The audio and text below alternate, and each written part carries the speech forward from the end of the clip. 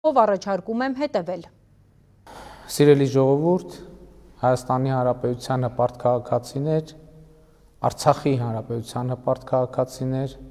Սփյուռքի հպարտ հայություն, ես ձեզ վերստին դիմում եմ այսպես, որովհետև հատկապես այս դժվարին օրերին շատ կարևոր է պահպանել մեր ազգային հպարտությունը եւ մեր ազգային արժանապատվությունը, որովհետև հպարտությունն ու արժանապատվությունը շատ հեշտ է պահպանել, երբ այն հարվածի տակ չէ,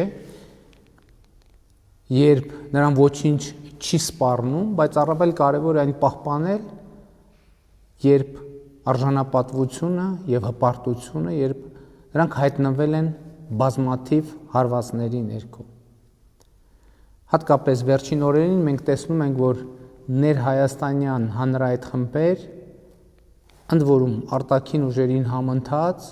ընդ որում արտաքին ուժերին համընթաց նրանք գործում են բավականին երկար ժամանակ, ձեզ հայտնի արտաքին ուժերի մասին է խոսքը, մեր ազգային հպարտության ու արժանապատվության խոցերը բորբոքելը դարձրել են իրենց հիմնական անելիքը։ Երեք օրինակ ոմանք բառիս բուն իմաստով խրախճանք, կրկնում եմ, խրախճանք էին նախաձեռնել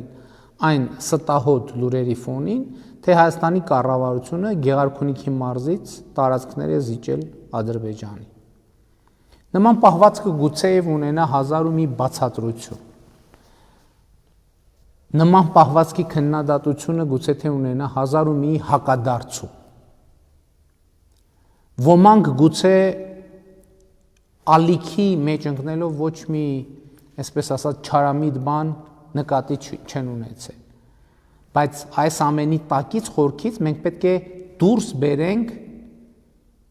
այդ խրախճանքը նախաձեռնողների հիմնական նպատակը։ Հայաստանում եւ նրանց դուրս կան մարդիկ ու խմբեր, ովքեր փորձում են անիշխանության տպավորություն ստեղծել։ Տպավորություն ստեղծել, թե Հայաստանում անիշխանություն է, ովքեր փորձում են քաոս սերմանել մեր երկրում, նրանք ուզում են ուղղակի պատերազմը տեղափոխել Հայաստանից ներս։ Ավտոմատների ու հանցավոր խմբերի գործադրմամբ երկիրը դնել ազատ անկման վիճակում, որպես փրկիչ իրենց վերադարձը ապահովելու համար։ Ուզում եմ հստակ եւ աներկբա ասել. մենք սա թույլ չենք տալու։ Ոչ թե նրա համար, որ իշխանությունից կառչած ենք, այլ որովհետև դա չի ուզում ժողովուրդը, Հայաստանի Հանրապետության հպարտ քաղաքացին, ում հպարտությունը այո խոցված է, բայց ոչ ոչնչացված, ում արժանապատվությունը այո վիրավորված է, բայց ոչ մահացած։ Սիրելի հայրենակիցներ, հիմա ուզում եմ մանրամասն նկարագրել, թե ինչ է տեղի ունենում Արցախում եւ նրա շուրջ։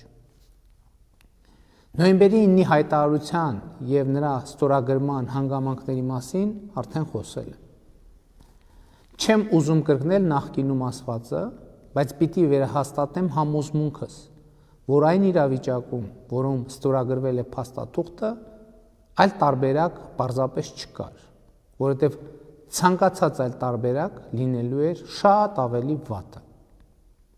Այլ խնդիր է, թե մենք ինչու հասանք նման կետի, ինչպես հասանք, ինչ հանգամանքներում եւ ժամկետում հասանք, որտեղից մեկնարկեց այդ կետը, ինչ զարգացում ստացավ, ինչ հանգրվաններ ունեցավ։ Սրանք հարցեր են, որ անպայման պիտի պատասխան ստանան։ Եվ ես ամենաշահագրգիռն եմ, որ այս պատասխանները ստացվեն։ Բայց դա մանրամասն եւ տևական աշխատանք է, իսկ այսօր մենք ունենք հրատապ եւ անհետաձգելի հարցեր։ Նկատի ունեմ այդ հարցերի պատասխանները դեռ կուսումնասիրվեն, կգտնվեն, բայց այսօր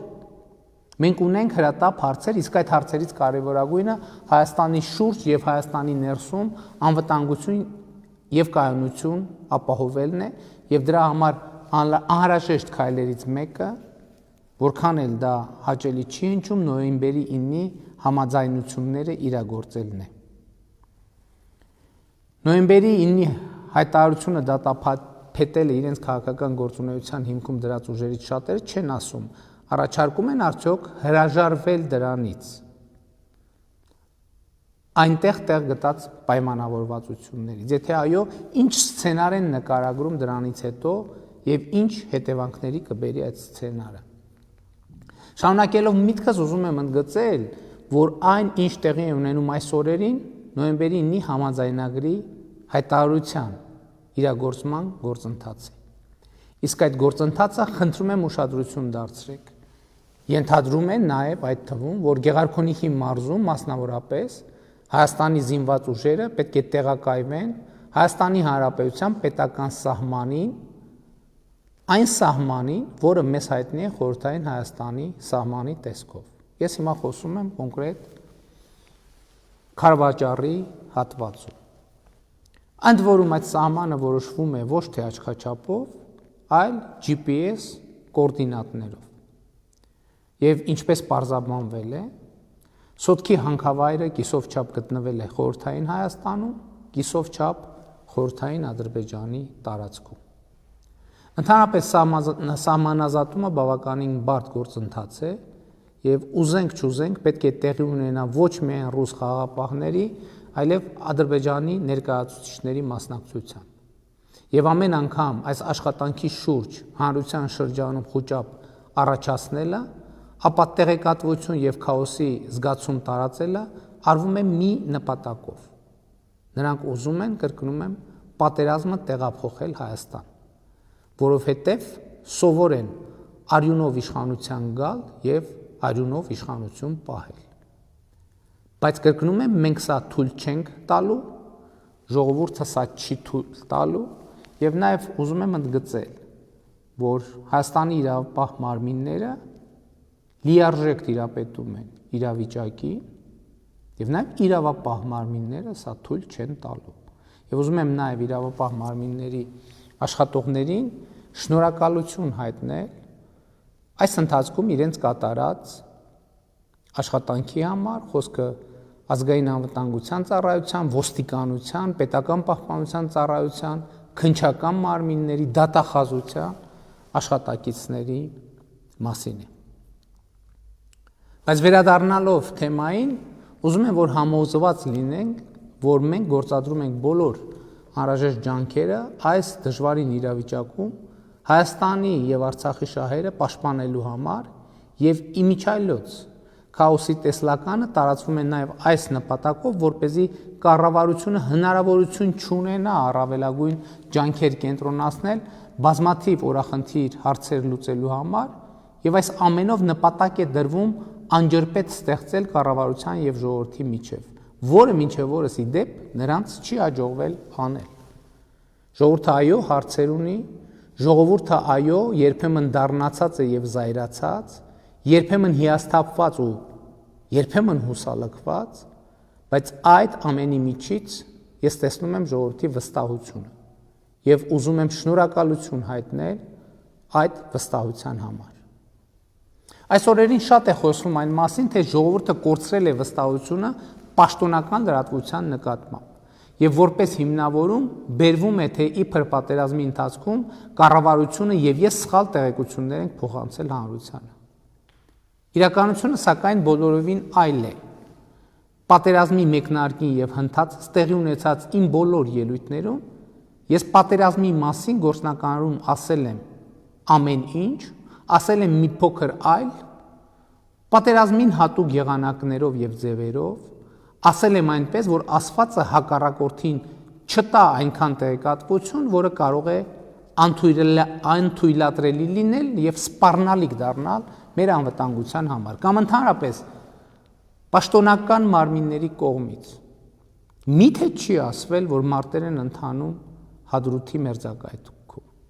Միթե չի ասվել, որ մարտեր են ընթանում Մարտունի մերձակայքում։ Միթե չի ասվել, որ մարտեր են ընթանում Շուշի եւ Քարինտակի մերձակայքում։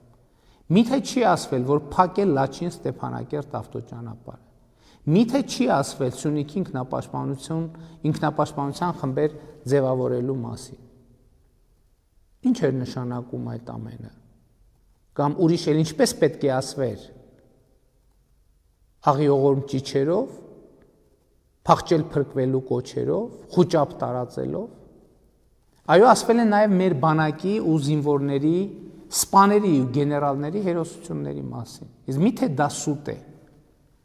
Պատերազմական գործողությունները ընթացել են Սոտքից մինչև Հորադիս։ Հույս ունեմ պատկերացնում եք այդ ողջ ծրագիծը։ Սոտքից մինչև Հաթերք հատվածում չնայած պատերազմի առաջին օրերին դիրքեր էին կորսվել, բայց հնդածս այդ դիրքերը ետ են վերցվել եւ մինչև պատերազմի վերջին օրը այդ հատվածում առաջնագիծը լիարժեք կանգուն էր։ Եղնիկների հատվածում մինչև պատերազմի վերջին օրը հակառակորդը ըստ էության ոչ մի էական հաջողություն չի ունեցել։ 6-րդ պաշտպանական շրջանում չնայած Թալիշի կորստի մինչև վերջին օրը Մատաղիսի հատվածով բնագծերը պահվել են։ 5-րդ, 4-րդ, 3-րդ պաշտպանական շրջանները մինչև վերջին օրը ըստ էության պահել են առաջնագիծը։ Երկրորդ պաշտպանական շրջանը մինչև վերջ պահել է առաջնագիծը եւ վերախմբավորվել է հրամանով ռազմական իրադրությունից ելնելով։ Նույնը կարելի է ասել առաջին պաշտպանական շրջանի մասին։ Բայց այնտեղ այս իրավիճակը պահած զինվորները, սպաները, գեներալները ինչ են, եթե ոչ հերոսներ։ Բայց նրանց արածը ինչ է, եթե ոչ հաղթական, կանգուն իրավիճակ։ Այս մարդիկ հերոսական կռիվ են տվել։ Այդ մարդիկ հերոս են, այո։ Նաև նրանց կյանքերը փրկելու, նրանց շրջափակվելը թույլ չտալու համար եմ գնացել նոյեմբերի 9-ի որոշմամբ։ Որտեղ այս մարդիկ անմնացորդ նվիրումով ու հերոսաբար ծառայել են հայրենիքին։ Գնացել են աննկարագրելի զոհողությունների հանուն հայրենիքի։ Եվ այդ մինչև 35,000 զինվորի, սպայի, գեներալի կյանքը փրկելը, նրանց նվիրումին եւ զոհողություններին զոհողությունով պատասխանելը, այո, նաև հայրենիքի պարտքն էր։ Հերոսական կռիվ են տվել նաև 9-րդ պաշտպանական շրջանի հատվածում մարտնչած մեր բազմաթիվ զինվորներ, հազարավոր սպաներ, գեներալներ։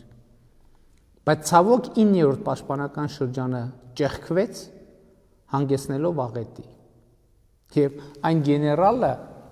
ով իր ապօրինի միջամտություններով առնվազն կիսում է պատասխանատվություն այդ ձախողման համար, հիմա ասուլիսներ է տալիս, չակերտավոր բացահայտումներ անում, մոռանալով հիշեցնել, որ իր ժամանակներում 42 միլիոն դոլար մսխելու փաստի առիթով, ամպիտան զենք գնելու փաստի առիթով, քրեական գործ է հարուցված ազգային անվտանգության ծառայությունում առնվազն մի դրվագով, մյուս դրվագով հետաքննություն է ընթանում։ Իմ տիկնոջն է թիրախ դարձնում, մոռանալով հարց տալ։ Իսկ հրթիռակոծող քաղաքում, որի բնակչության 70%-ը լքել է իր բնակչության վայրը, ինչ գործ ուներ վարչապետի ընտանիքի անդամը։ Այսինքն Բադեն-Բադենի սանատորիա էր հրթիռակոծվող Ստեփանակերտը, որ ընտեղ գտնվելը փորձ է արվում ներկայացնել որպես իշխանության ցոփության մի աննկարագրելի օրինակ։ Ռմբապաստարաններում մնացած բնակիչներին հաց ու ջուր անձամբ հասցնել հանցագործություններ չէ իմացել։ Վարչապետի ընտանիքի անդամի մեկանգամյա այցը վարչապետի հանձնարարության, պաշտպանության բանակի հրամանատարական կետ, պաշտպանության բանակին բարոյական աջակցություն, զորակցություն հայտնելու նպատակով այն պայմաններում, երբ այդ բանակը անընդհատ լուր է ստանում, թե մարդիկ թիկունքում լքում են բնակավայրերը։ Այս պայմաններում վարչապետի ընտանիքի անդամին ուղարկելը, որ տեսնեն մարդիկ, որ վարչապետի ընտանիքի անդամն է գտնվում Ստեփանակերտում, քաղաքական շահարկման առարկա դարձնելը ինչ գործելակերպ է։ Եվ ոմանք ստենա փանակերտից ետ են կանչվել խոճապ տարածելու եւ աղետի բերած ապօրինի միջամտությունների պատճառով եւ այս հարցերը ըստ կարգի դեռ կպարզաբանվեն։ Բայց սա չէ ասելիքից բուն իմաստը։ Ասելիքից բուն իմաստն այն է, որ պատերազմի ողջ ընթացքում ճշմարտությունը ասվել է ժողովրդին։ Ասվել է պատերազմին հատուկ կանոններով։ Ասվել է հավատով ու նպատակով ամեն րոպե բեկել եւ փոխել իրավիճակը, իսկ դրա համար պետք է փայփայել մարտական ոգին։ Եվ նույնիսկ պարտությունների մասին հայտարարել այնպես, որ դա չկոտրի կռիվ տվող զինվորին, այն զինվորին, որոնց մասին ես ասում եմ, ովքեր մինչև վերջին պահը անառիկ են պահել իրենց դիրքը, իրենց գիծը։ Սիրելի ժողովուրդ, Հայաստանի Հանրապետության հպարտ քաղաքացիներ, Արցախի Հանրապետության հպարտ քաղաքացիներ, Սփյուռքի հպարտ հայություն։ Անցյալի մասին խոսելը կարևոր է եւ մենք դեռ առիթներ կունենանք դա անելու։ Բայց այսօր շատ ավելի կարևոր է խոսել այսօրվա եւ ապագայի մասին։ Այսօրվա ու ապագայի խնդիրների ու նպատակների մասին։ Այսօր կարևոր նպատակ է ձեռք բերված խաղաղությունը պահպանելը, այն տևական դարձնելը եւ եթե հաջողվի այն մշտական դարձնել, շատ ավելի լավ։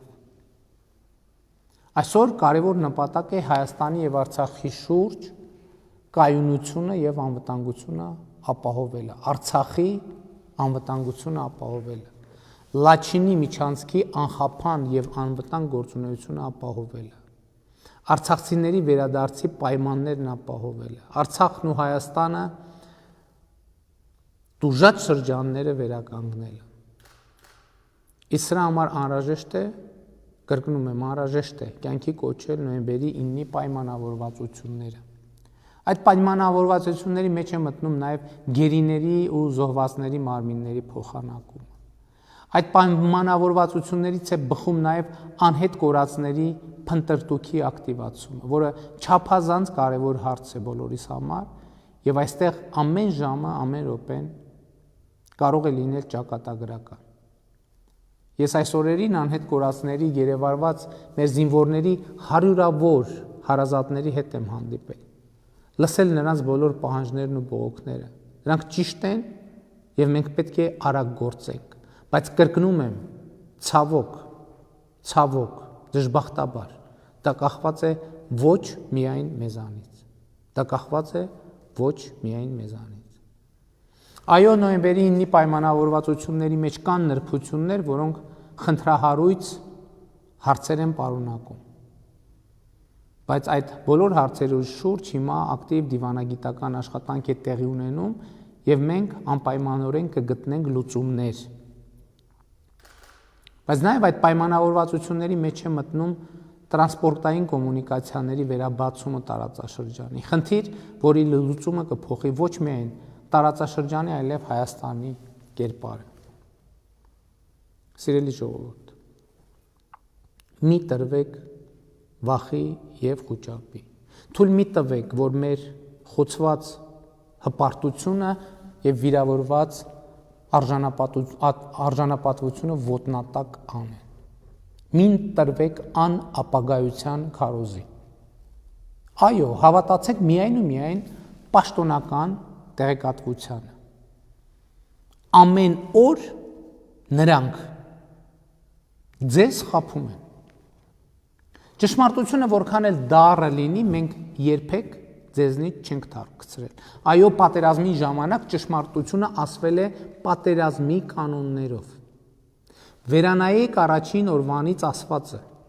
եւ կտեսնեք, որ ամբողջ ճշմարտությունը մատուցվել է։ Ամբողջ ճշմարտությունը ասվել է։ Պատերազմի կանոններով,